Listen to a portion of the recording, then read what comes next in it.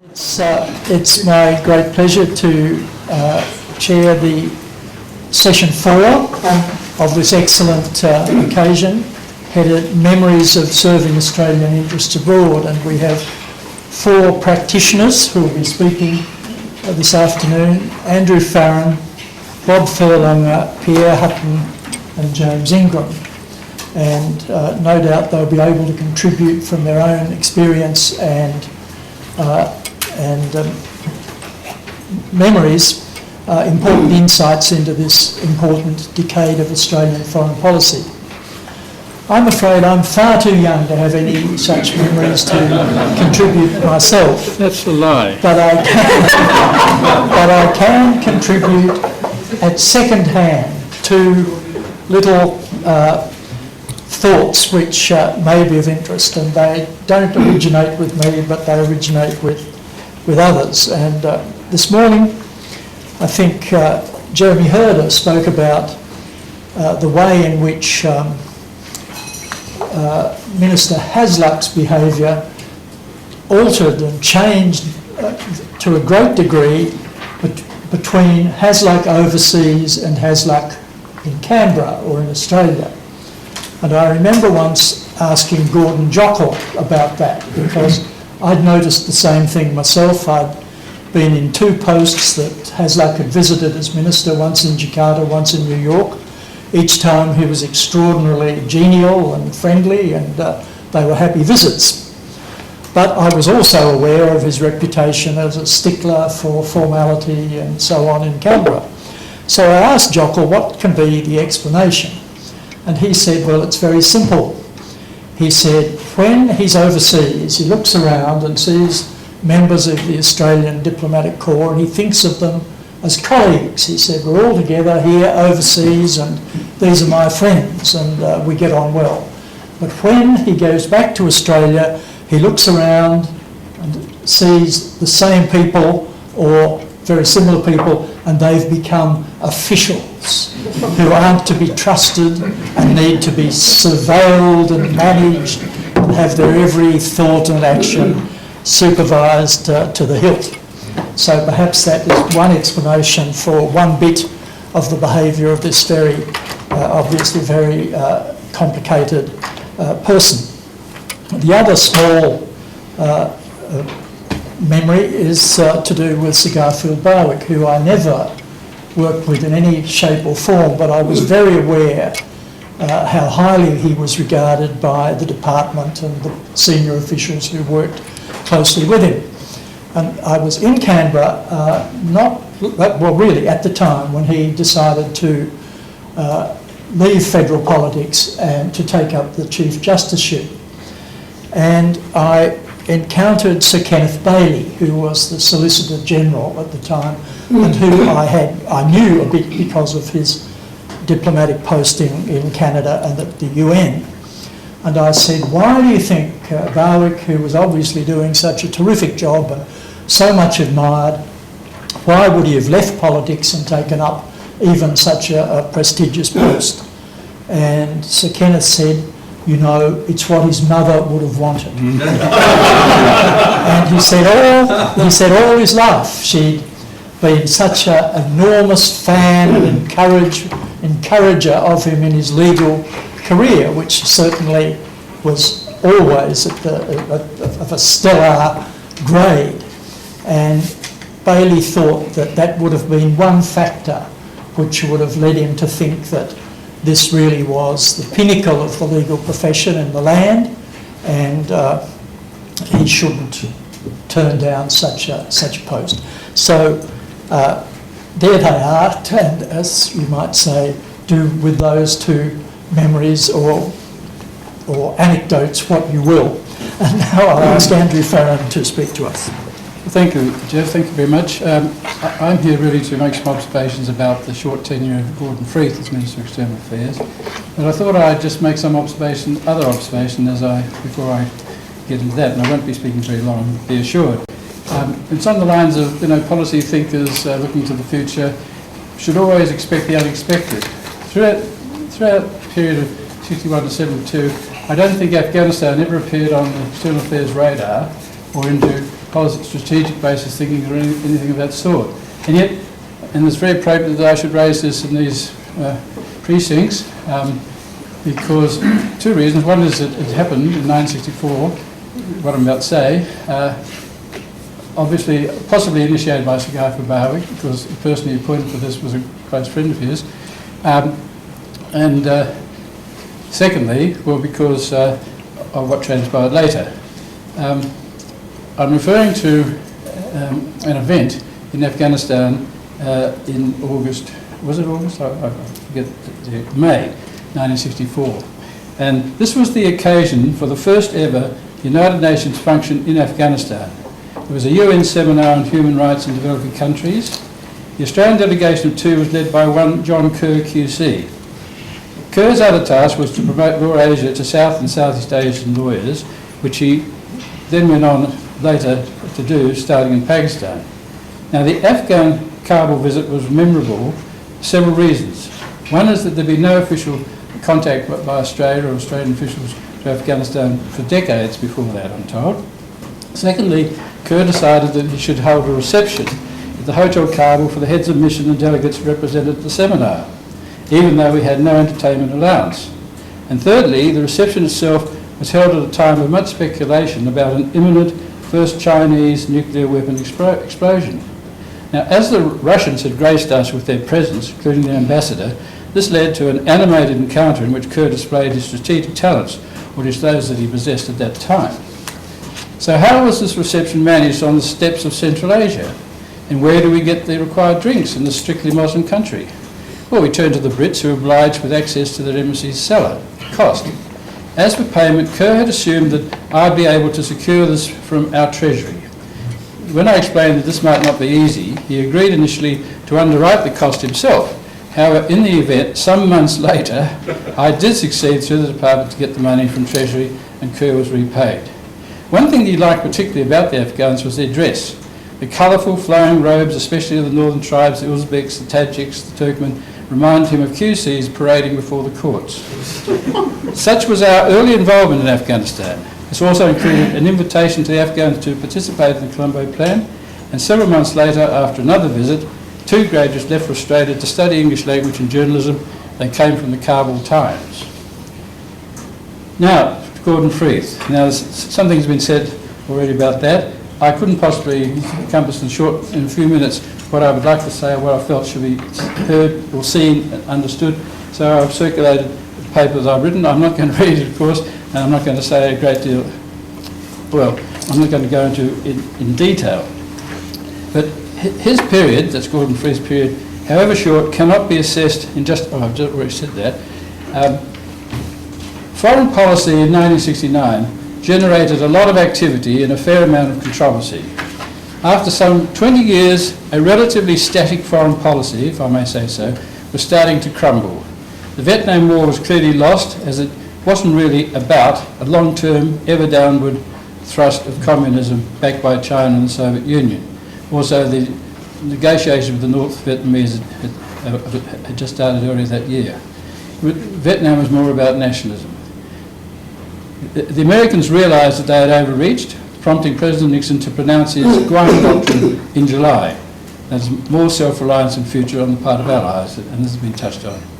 This was followed, I think it may have been preceded, by an ANZUS Council meeting in Canberra, attended by William Rogers, the US Secretary of State, in which the changing world was the main topic, and the Guam Doctrine was foreshadowed, or else explained. I just forget the exact sequence of months, but at any rate, the point was that the Guam Doctrine was coming through, and in certain levels of the department there was some effort to come to terms with what its implications might be. There was also, that year, part of this changing world, Southeast Asia after Sukarno was settling down, but the West New Guinea, the West New Guinea plebiscite was to be conducted just a few weeks after Freeth became Foreign Minister. The political problems of Malaysia were being seen as essentially ethnic, and the suppressed Chinese minority, which was a concern that underlay the 5-pound ministerial meeting held in Canberra mid-year. and some might remember Gordon's remark about Malaya and not Malaysia. In this context too, the British had announced their intention to withdraw militarily east of Suez by 1971. Elsewhere, Chinese-Russian relations were becoming strained, even conflictual, and Mao's Cultural Revolution was still running. Now, Australia's policy architects saw the need, or some levels, for some re-engineering, even though the government's rank-and-file politicians didn't see the need for this before an election. Gordon Freeth got caught in the transition. He was no foreign affairs expert and never pretended to be. His appointment as minister was a surprise to him, but he was given to understand that it was unlikely to be long-term, as Prime Minister Gordon had plans to restructure his ministry after the elections to be held later that year. And he wanted to restructure the ministry to reflect the changing power structure within the coalition since Hasluck's defeat for the leadership following Harold Holt's drowning. Defence Minister Fairhall was retiring, Fairbairn was expected to go to London, and Gordon wanted to get McMahon out of the Treasury. The belief was that Freeth would go to the Treasury and someone with FAIIA, that's Foreign Affairs experience, would go to well, I pondered on that because I wondered who the hell he would have had in mind. But anyway, somebody, possibly Ian Sinclair, I don't know. But as to Freeth's parliamentary statement in August on the lines that the world was changing and we shouldn't panic if some Russian ships appeared in the Indian Ocean, this was said in response to some high-level expressions of accommodation from within the Kremlin, a major signal of détente from there.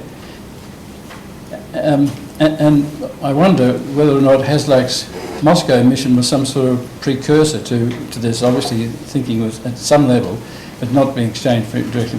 Well, who knows? Gary might shed some light on that. You know, although détente had some time yet to develop its implications for the region, the implications for the region were clear. As we know, Freeth lost his seat at the elections, thanks largely to some nastiness on the part of the Democratic Labour Party, better known as the Anti-Communist Labour Party, and an even nastier group known as the League of Rights. The Gordon government was returned with a much reduced majority. A wide view was that the injudicious paragraphs about welcoming the Russians in a changing world order was the major factor. Gordon actually denied this. He himself had cleared the speech, but curiously, it had not been seen by the Minister for Defence, nor by any other Cabinet Minister. I cannot say whether Lennox Hewitt saw it, though I believe he might have had something to say about it to Sir James Plimsoll sometime later. Freeth was convinced of its soundness, following some modifications in his office. So if there was a political issue, he and Prime Minister Gordon should have picked it up, not the civil servant. The problem with Gordon at the time was that he was under relentless personal attack from a somewhat self-righteous Liberal backbencher, one Edward St John, and this was an extreme distraction over that whole parliamentary session. Eventually, those attacks gravely weakened Gordon's standing in the party. 1969 was a torrid year for the politicians. External affairs had to retreat for a time from new initiatives. Gordon's hold on power continued to diminish and eventually lost out, knifed by Malcolm Fraser. And 1972, at the end of our period under review, when it was time, along came Gough, at least for a while. Right, thank you. I should say, first of all, in the period we're talking about, namely 1961 to 72, I only spent 1 year in departmental headquarters. The rest of the time I was either overseas or serving in the Defence Department in the Joint Intelligence Organisation. So as a consequence, with one exception, most of my impressions of the foreign ministers of that period are very much second-hand. Now, the one exception was Billy McMahon. And I'm sorry that I'll have to inflict on you some more Billy McMahon stories. My experience of Billy extended over a period in various guises and in various direct and indirect ways. The first was in Geneva when he came to the ILO annual meeting, and I had him on my hands for a few days. I set up an appointment for him with the head of the international organisation, which Billy cancelled at the last moment, saying that he had an important appointment in Paris. And he had to be there in a few hours. So I gave him the official car and the chauffeur, waved him goodbye with a great deal of relief. The next period really was indirect. I was in Washington for a good deal of the time when he was Foreign Secretary, and the reports I got from colleagues in the department didn't really give me much inclination to change my judgment of him. I asked one colleague who accompanied him on a visit to Washington how the visit had gone. He described it, and I quote him, as grotesque. There were other reports in the department about a visit he'd made to Indochina, where his accounts of the visit contained a very healthy blend of fiction to go with the fact. But perhaps the most notable thing I can comment on in that period was the Americans were proposing to undertake one of their many initiatives to try and get the Vietnamese to the table on Indochina. And for once they consulted us in advance. So we sent off a telegram to Canberra and sought the Canberra's reactions. We got some pretty hard-nosed reaction from Canberra, and most of the instructions we were getting on Vietnam from Canberra during the period I was in Washington between 1965 and 69 were pretty hard-nosed.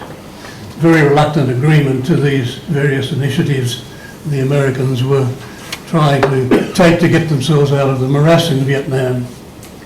So Waller went along to the State Department to talk to Bill Bundy, who was our normal interlocutor, to deliver these instructions. And in the course of doing so, he said, I want you to understand, Bill, that these are cabinet decisions.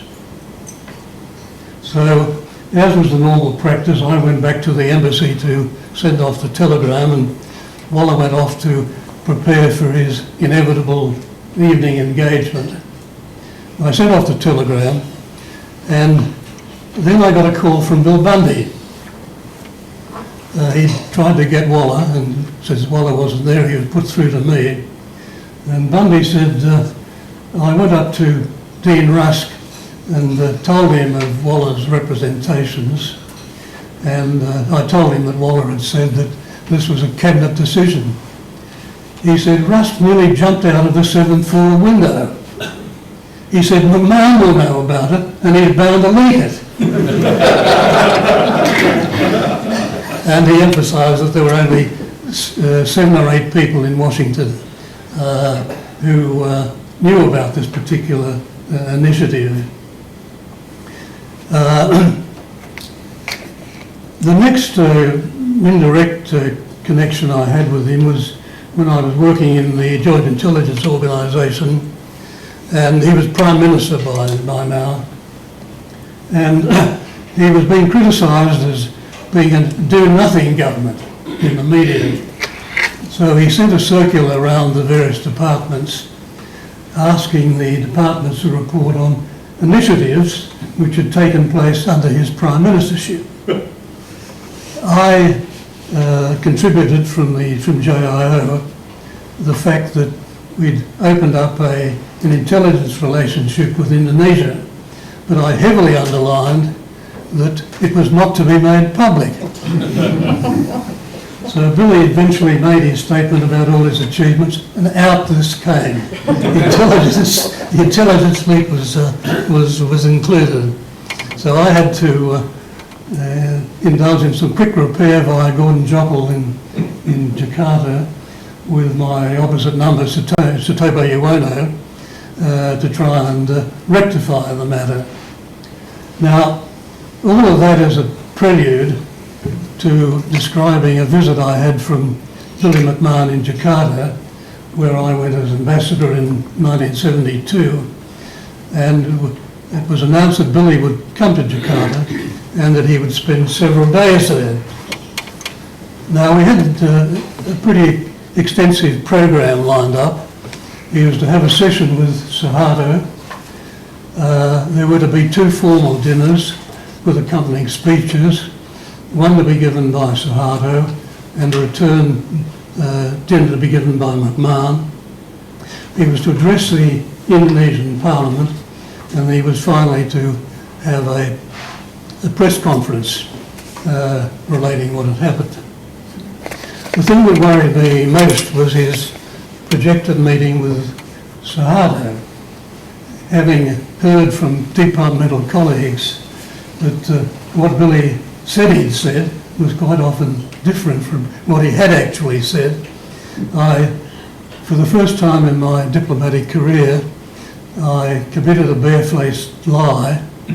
I said, Mr. McMahon the practice had been that after an initial wider meeting, Suharto would take the visiting head of government off for a private tete-a-tete with only his interpreter, Suharto's interpreter, being present. So, lying in my teeth, I told the Indonesians very firmly that Mr. McMahon always insisted on having his own interpreter there as well. Very sensible. So we got Geoffrey Forrester, one of my very good Indonesian linguists, in there as a joint interpreter.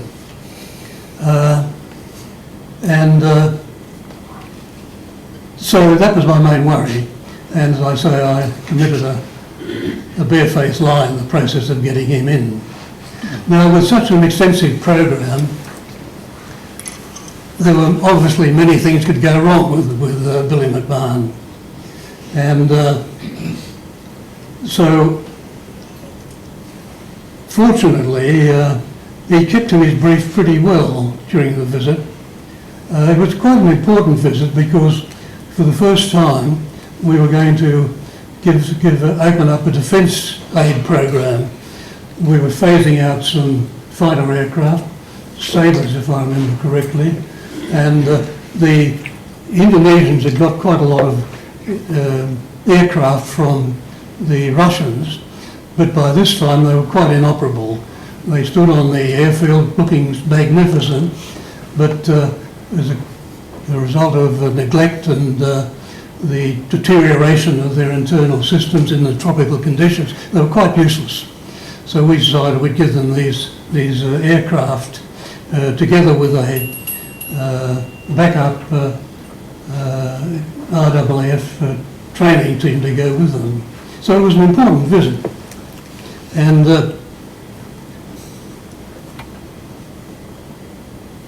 much to my surprise, Billy kept to his brief the whole visit, and none of the disasters that I'd been expecting occurred.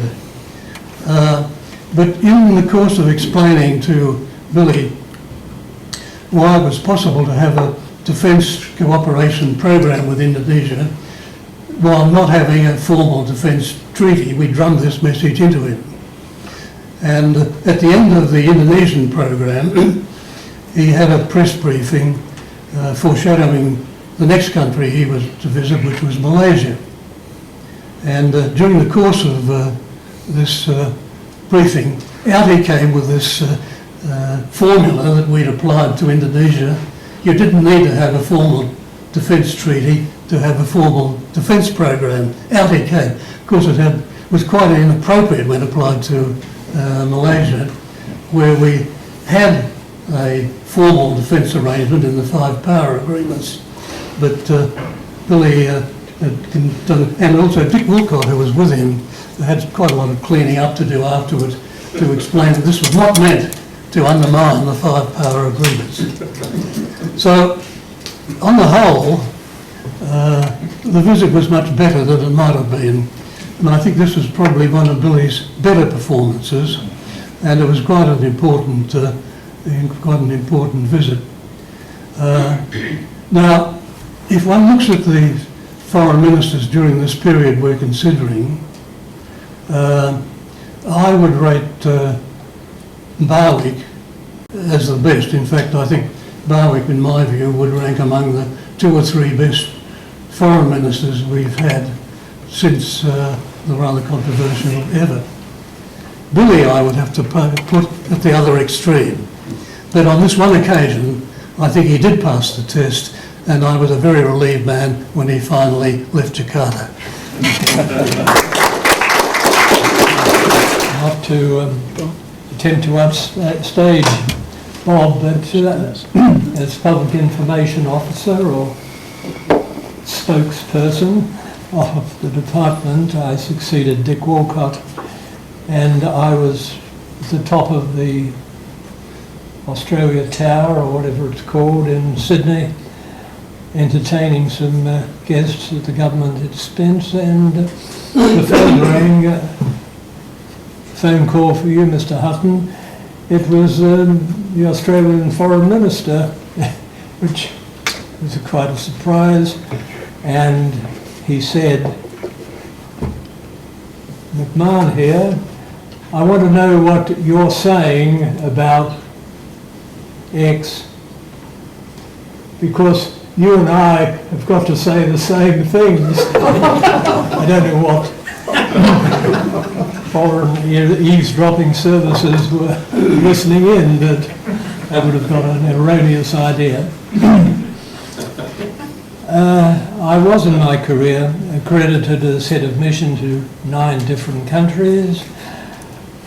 I commenced our diplomatic relations with Iraq, Syria and Jordan, but based in Beirut, a much quieter place, until they actually shot at me. But I'm here.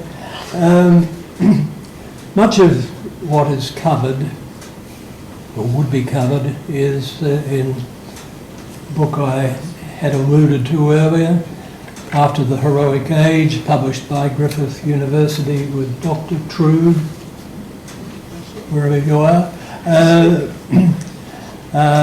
encouraging me. There's also one called, the title explains itself, The Legacy of Suez, which is published by Macquarie University.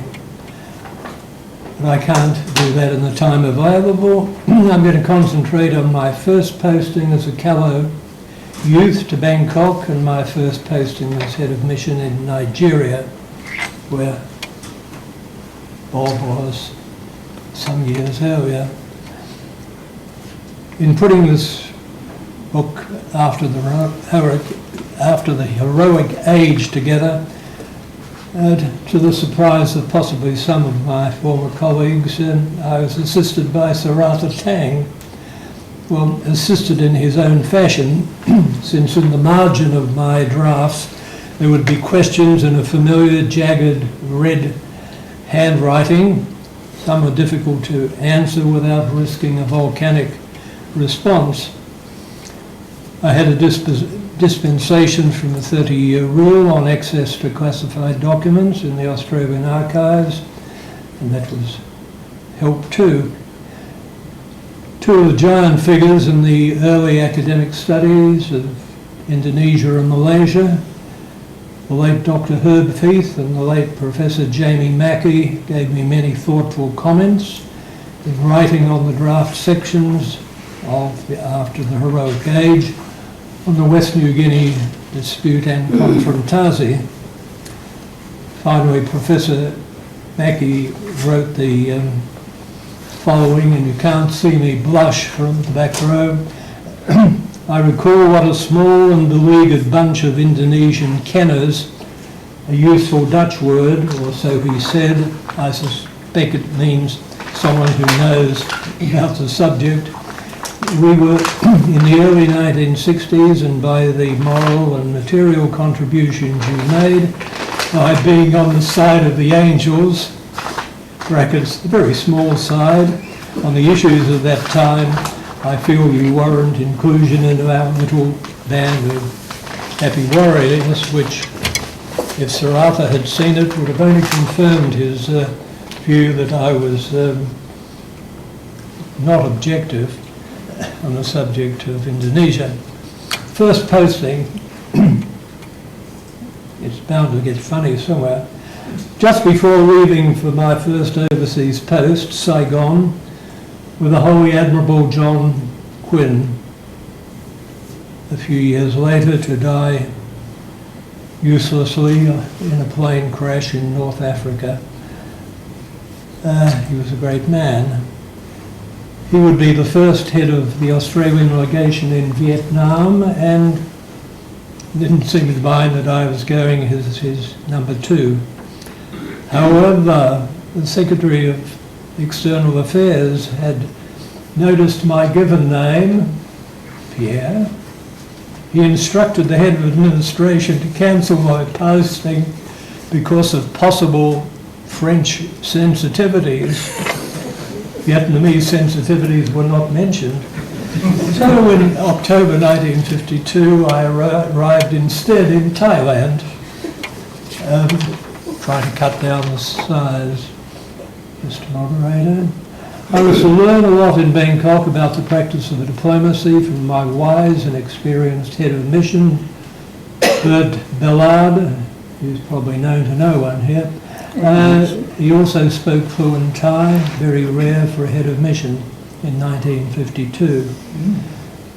At the same time, I quickly developed contacts outside the diplomatic corps, an insider corps which only numbered 23 missions. Now more exciting. When Bert Ballard was on leave, a new American ambassador arrived. And the young Australian chargé d'affaires called on General Wild Bill Donovan, who founded and led throughout the Second World War the OSS, America's first covert intelligence service. Speaking to me as a representative of a firm ally, he explained why President Eisenhower, not the Secretary of State it seemed, why President Eisenhower had asked him to go to Thailand. There's a question for someone. What did he say? I had very little guidance except on the post's accounts from the department before going to Thailand. There were just no diplomatic staff officers in DEA, in Foreign Affairs, External Affairs, with experience of this exotic country, and my predecessor, the late Bob Hamilton, and his wife Patsy, would overlap for only a few weeks. Head of mission. Apart from a short appointment made by the Secretary, Sir Alan Watt, in early 1953 for me to be chargé d'affaires in Burma, my first posting of head of mission was High Commissioner to Nigeria in 1970. This was not an easy post for any of the Australia-based staff. Constantly oppressive climate, the overcrowded and charmless capital, Lagos, which of course is no longer the capital, the health hazards, including plenty of malaria, bad accommodation for junior staff, and the feeling that Canberra was indifferent to what we were reporting. Quite contrast from being in Southeast Asia where there were major issues affecting Australia. Sir Arthur Tang wrote to me in late 1996 that he had never found the answer. That must have been unique. He'd never found the answer as to how heads of mission in smaller posts could be involved in the policy-making process. And then there was the White Australia policy, the elephant in the room. It only became extinct as my posting in Nigeria was ended in 1973. I had visiting and reporting responsibilities for 28% of the landmass of Africa. Apart from Nigeria, this embraced Benin, Cameroon, Central African Republic, Chad, Congo, Brazzaville, Congo, Kinshasa, later Zaire, Equatorial Guinea, which was run by a deranged person. Fortunately, I'd sent John Dowth, now High Commissioner in London, to suss out what Equatorial Guinea was like. I never actually got there. Gabon and Niger, I really couldn't cover that amount of area, but in some countries there were repeat visits, and in Niamey, the capital of Niger, the President seemed to be always available for an informal chat. I travelled by station wagon, a Holden Kingswood without air conditioning, to most states of the Federation. The Biafran Civil War had not long ended, and by getting to remote state capitals before my more cautious diplomatic colleagues, the welcome was possibly much warmer.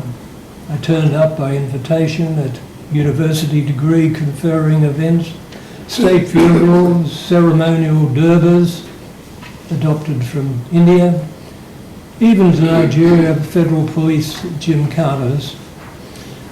On a Saturday afternoon, I was snoozing when a British Deputy Federal Police Commissioner phoned to remind me of a police display far from the Australian residence, and that very afternoon. Having no driver to take me was only a challenge. If I would drive myself, a motorcycle escort would soon arrive. With my small son Paul at least enjoying the trip, the escort proceeded to Hutton, to the Federal Police display on one of the few 6-lane highways out of Lagos. But we were on the wrong side of the highway.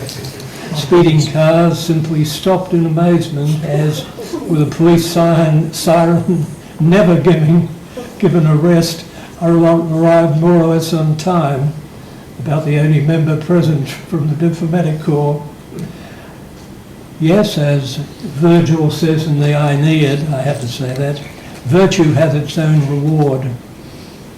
Now stay with me. I had lost in Lagos the Australian-born Speaker of the new Papua New Guinea Parliament, the head of Foreign Affairs, Sir Keith Waller, and eventually the new Prime Minister of Papua New Guinea, Michael Somare, were understandably perturbed. It was the same British Deputy Federal Commissioner of Police in his home that I appealed, rather than to protocol, in the Ministry of Foreign Affairs. With my wife Judy and 5 Hutton tots, we were leaving Nigeria in 48 hours. The Deputy Police Commissioner simply said that the missing VIP would be found, and he was, within hours, in a brothel at the outskirts of Lagos. Fortunately, he was a fellow Tasmanian.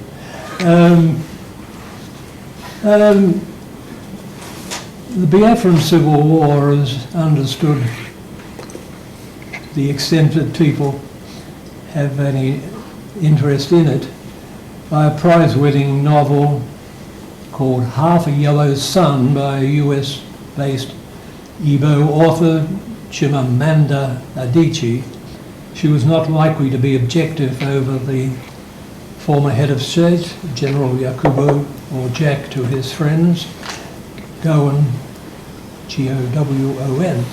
Yet before he defeated the Igbo rebel army, he had said there would be no Nuremberg trials, no firing squads, and he kept his promise. I never met Ms. Adichie, but I had as a house guest Chinua Achebe, perhaps still the finest author to come from Africa, south of the Sahara. His first novel, Things Fall Apart, has been described by literary critics and authors as a classic of modern African writing. eventually I got a Chebe to Australia under the Special Overseas Visit Fund, SOVF. Apart from a shadowy member of the US Embassy, I seem to have been the first member of the Diplomatic Corps to visit the capital of Ibo land after the rebel army surrendered. Anyway, of course the moderator is getting uncomfortable there. Anyway, I met General Effion, who happened to be the man who had surrendered the Biafran forces, and there he was with all those Evos who had backed the right horse. And at the end of the day, when my successor, the late Bill Bray, presented his credentials, in June 1973, the head of state spoke as follows: "I accept the letter of recall of your distinguished and worthy predecessor, Mr. Pierre Hutton, who endeared himself to a cross-section of Nigerians and did so much, to foster good relations between Australia and Nigeria. Speeches on such occasions are usually formal, dull, and filled with platitudes. When I saw the text of what Gowan had said, I knew it had all been worthwhile in my first post as head of mission." Do you want to Well, let me see what the time is. I'm afraid I'm not going to amuse you with all sorts of anecdotes. I haven't got time. During that 10 years or 11 years, they were a really important part of my own career. I had 5 different assignments during it. First in the Southeast Asia branch, while the policy on West Irian hadn't yet been decided. I believe I did play a useful part in that, albeit as not a senior advisor to Barwick. But I believe myself that Pat Shaw in Jakarta is really in many ways, the most important influence in bringing about a change of view. They were moving towards it slowly, but held back by the extraordinarily myopic analysis that was still being presented to ministers right up until very close to the actual decision. So Pat Shaw clearly had a great deal of influence, not through the department. We spent all our time, I didn't, but I didn't agree with the policy, but we spent, as a department, a lot of effort in sort of refuting Shaw. And I'm sure Shaw had his own roots to the minister and perhaps the Prime Minister. In Jakarta, where I went after I was there during the first part of the confrontasi, and the only point I want to make is that it's hard for those who were not there before the burning of the British Embassy and during that period, just what a terrible time it was for anybody in the British or Australian embassies in Jakarta at that time. Mick Shan, in fact, evacuated all the wives, he thought, because the Indonesian mobs, it was all organised, of course, sacked the houses of the British staff. They were right at the house next to us. It's quite frightening to hear a mob in the house next door smashing the furniture and then setting it all on fire. It's it's not pleasant. So it was after the fact what led to, I've forgotten who raised the point this afternoon, but what really was the factor that led us to conclude that Indonesia saw Australia quite differently, as permanently in the area, not a colonial power, was in fact that they didn't do any of these things to us. They showed a sophistication and maturity that we perhaps underestimated that they had. They were pretty sophisticated people. People like Savandrio and so on, very sophisticated. So I better move on, because I spent all my time on that. My next assignment was to the UN mission in New York. This was the time when Australia was under a lot of pressure over PNG policy, and also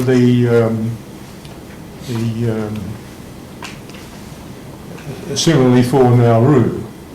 I myself was working on economic issues, but we were all fully and more than aware of what was going on in the Committee of 24, Trusteeship Council and so on. And I spent a lot of my time on UNCTAD, and this was the period when the G77 was created. And that's been, that changed the United Nations in many respects, because it led to the consolidation of blocks in a way that hadn't before. It was quite evident to anyone who was working in this economic area that the passion in the hearts of the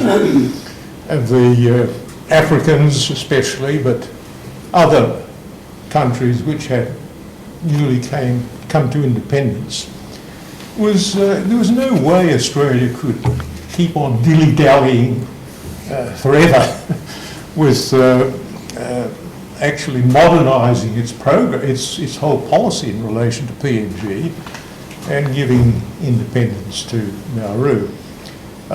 It's an example of how the threads of foreign policy, on one hand you've got people like myself in that stream, and somehow it doesn't get brought together properly in the government. There may be many reasons for that at the time. I'd also have to say to Australia, again, the Department of Trade, because I was working very closely with them, they took an important initiative in the UNCTAD context. They were the first country to try and provide some sort of economic preference scheme for developing countries. I compliment Editor Lee on his history of Australia in the UN. He does mention it, but the fact is that the man behind it, the late Alan Fleming, former National Librarian at that time in FAIIA and Trade, generated that idea. It was a very good initiative by Australia which countered this impact of our colonial policy. Now to come to my dealings, the only close dealings I had were with two ministers. I worked very closely with Hasluck. I came back as I headed up this very large branch with 5 sections. But when I was assigned to it from New York, I was told, well, you know, the minister attaches enormous importance to ASPAC, the Asia and Pacific Council, and he's going to judge the department on the way you handle that. So Australia at that period, this was one of these associations in which the Secretariat rotated yearly from capital to capital. And why I had to be told to do this was because we were the Secretariat. I was the Secretary, as well as head of 5 other branches, sections. And Hasluck attached enormous importance to it, and he attached importance to it for many of the reasons that have been expressed. He was a man who had a real feeling for a fundamental trend from the post-war period, and perhaps even a little bit before, in Australian policy. We are in the region. We have to build our relationships with our neighbours. Well, with ASPAC, he took the step of doing something rather, it didn't work well, of course, times changed, but he took the bold step of combining the Asian CETO members with a number of Malaysia, Taiwan, South Korea, as an attempt to broaden our whole approach to regionalism. ASEAN, which hasn't been referred to, had been set up the same time as I became head of this secretariat. And I found Malaysia a very reluctant member of ASPAC. And indeed, I got the impression, I think this is the sort of thing that historians perhaps should look at. I got the impression, I'm not a historian, haven't spent any time ever on any of this since I stopped. I rather got the impression at the time that Malaysia sort of was, they spoke to me quite a bit, suggesting somehow, implying, why don't you think, instead of this ASPAC nonsense, that, times have changed, why don't you join ASEAN? Now, my last post was, in this period, was ambassador in Manila, and one day I was called to Romulo's house, actually. I can't remember the year. I was there from 70 to 73. And he said to me, it was a very serious, he was the foreign minister, a very serious statement. If Australia wishes to join ASEAN, the Philippines will give its full support. Well, I reported all this, and I never got any kind of reaction of any kind back to give him, which says something about the way things were managed in those days. Hasluck had monthly meetings with the ASEAN ambassadors, and they were a great success for him personally. It brought about an intimacy of relationship between him and the heads of mission. He's a very good chin, and they just loved, as ambassadors, being brought into his thinking on all the issues. It also, because they came from a somewhat disparate group of countries, it did also help to promote what I believe was his ultimate idea of, it's the first step in many subsequent attempts by Australia to create broader regional gatherings. I accompanied him on just the only person with him, no private secretaries, on visits to Pakistan and Thailand. I found him always very courteous, very friendly, as has been said, when he's out of Australia. But I'd have to say, in Canberra, and I saw him all the time, I never once found him difficult or awkward. He occasionally thanked me, not often, but he never wrote rude things on any of our submissions, as I can recall. So I think he's not perhaps as extreme in this regard as some of us thought at the time. My impression of him was different. I found him, though, more like an academic historian, if I may say so, in the presence of so many, more like an academic historian. He sought the truth, and his main reason for going to Pakistan, he wanted to find out things for himself. His main reason to go there was to go to Dhaka, to East Pakistan at the time. And that was very interesting because he really dug into it. And the sort of conversations, he's a very penetrating, a good journalist perhaps too, a very penetrating questioner. And I was really impressed by the way he reached the conclusion Pakistan was, finished basically. Sooner or later, the East would separate from the West. And he reached that conclusion himself. We didn't brief him on it at all. That's why he went to find it. On the other hand, I found him very cautious. Again, like perhaps, not like a leader or a bold leader, very cautious indeed. I could give you some examples, but clearly there's not time to do so. There was also, though, something which I won't by that behaviour. So he's revengeful. He's not a man who doesn't bear grudges, which I think can be quite important in assessing the character of a foreign minister. During this whole period, I haven't got a command I won't worry about, except to say in a sentence, I worked very closely with him too, because he has papers going. I found him one of the more pleasant ministers I've ever dealt with, receptive, very receptive to your advice. I came with him to a conference in New Zealand, and again he acquitted himself very well, in no way outstanding, but quite adequately, and we didn't have to clear up any messes. But what I do want to say as a final point is that, the real foreign minister was Menzies. Throughout this period, Menzies is the only great man among them.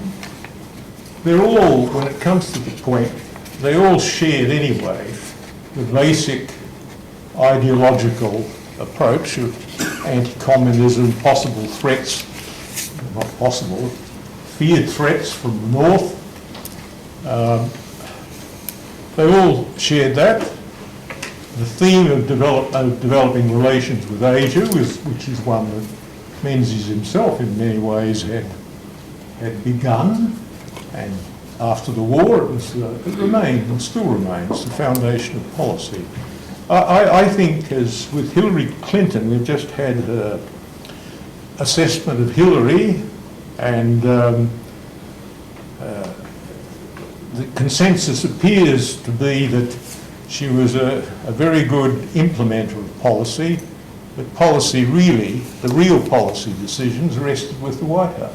I think for all these men, while Menzies was there, the real policy decisions rested with Menzies. Some of them were very good implementers. Hasluck in many ways was very good. So was McMahon in my short encounter with him. So for what it's worth, they're the conclusions of someone who spent 11 years in all this kind of stuff. Thank you. Well, we've had some very interesting accounts of the very human beings who've held this position as Minister of Foreign Affairs in the period. We've got about 10 minutes for questions to any of the speakers or comments by any of the people who would like to share, to add to the store of anecdotes we've heard. Sarah. Concerning the last comment you made about Menzies being the foreign minister, do you think that was unusual when you look at both before and after? I know that Michael Wesley wrote a book, The Howard Years, which is about, not about Downer, it's about him. Is that, would you say, or would say Gareth Evans have been different? Can you sort of say, was it unusual? Well, I changed my job, and I know Gareth Evans very well, but only in his post-ministerial post. I worked with him. I never worked for him while I was a public servant. I did work with him after I retired from the United Nations as a consultant, and I found him the most intellectually stimulating of any Minister of Foreign Affairs I had encountered, far more than Hasluck, because Hasluck plays his cards so close to the chest. You can witness him when you accompany him, interacting with the people he's talking to. But you can't engage him yourself, whereas Gareth Evans loves intellectual debate. So I don't know about the Howard era. I feel I just watch it as like the rest of us.